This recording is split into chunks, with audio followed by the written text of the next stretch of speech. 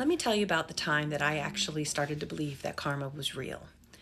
I know there's a lot of opinions on exactly what karma is or isn't, and that sometimes it could take lifetimes, but this was one very specific instance that I know and feel that it was my chance to reverse some karmic damage that I had caused. When I was younger, there was a little girl who lived in the neighborhood of my cousins, and we would visit my cousins all the time. And she was, as a mom now, I'll say she was spoiled. She wasn't very friendly. She would come over and take the toys and then run home and tell her parents that we wouldn't let her play with us. And we would get in trouble because we were bullying her and not playing nice with her. But the truth was, she just wasn't playing nice with us. And I took it upon myself to pick on her and tease her and bully her because she had this really big scar on her lip and it made her smile weird. And I felt that that was justified for me to be able to pick on her. And I was ruthless. I wasn't very nice at all. And I hate to admit that, but it's true. Flash forward to the day that my daughter was born. My daughter was born with cleft lip and palate. She had a very wide hole in her face on her left side. She had what was called a unilateral cleft, left-sided cleft. And I knew the second I saw her that this was karma coming around. And it was interesting to me because my reaction wasn't that I was being punished. My reaction was that I had an opportunity to fix something. And so that's the way I addressed it. Rather than raising my daughter to be very spoiled and overcompensate for the things that she was going to have to go through, I raised her to be strong and independent and confident. I taught her to tell people that, others could say they were brave, but she could prove it because she had scars on her face and she had gone through all these surgeries and she could prove it. And in her first week of kindergarten, she had a major surgery, and we went in and gave a whole presentation on what she was going to go through and how brave she was going to have to be. And all of the kids, they knew exactly what it was she was going through and why she was going through it.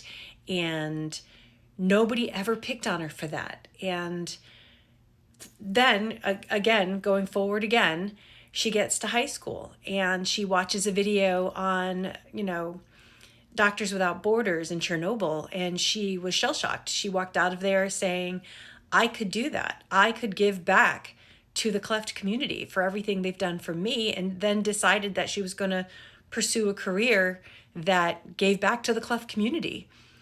And then when she was a senior in high school, we raised $10,000 selling magnets for Operation Smile. And when she went to do her internship for college, she interned for Smile Train. And now here she is in May. She's going to graduate as a dentist with a focus on aesthetic dentistry. And she wants to be able to correct the teeth of kids with clefts, which is an extremely expensive thing to have done. And she wants to find a way to make it so that it's affordable for them because she wants to give back. And now when I think about that, and I think about, here I had this moment and I had a choice. I could take the day she was born and feel sorry for myself and dote on her and spoil her rotten and make her feel like she's a victim because I felt like a victim and poor me. And even if I did believe in karma, I could still have said, poor me, I never should have made that mistake. I'm sorry I did.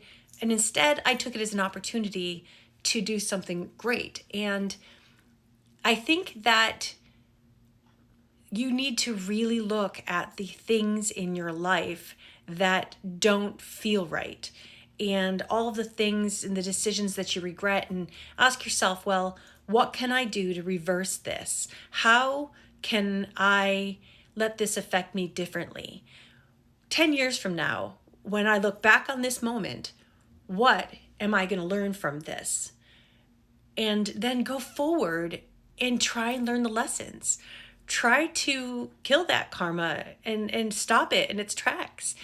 Don't let it wait for the next lifetime. And yes, I do believe that it does go from lifetime to lifetime to lifetime. There are big karmic patterns that people can experience over and over and over again and still not get it and have to do it all over again.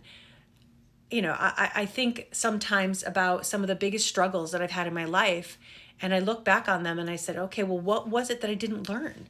Why does this keep reoccurring? I keep trying to do things differently, but why is it different?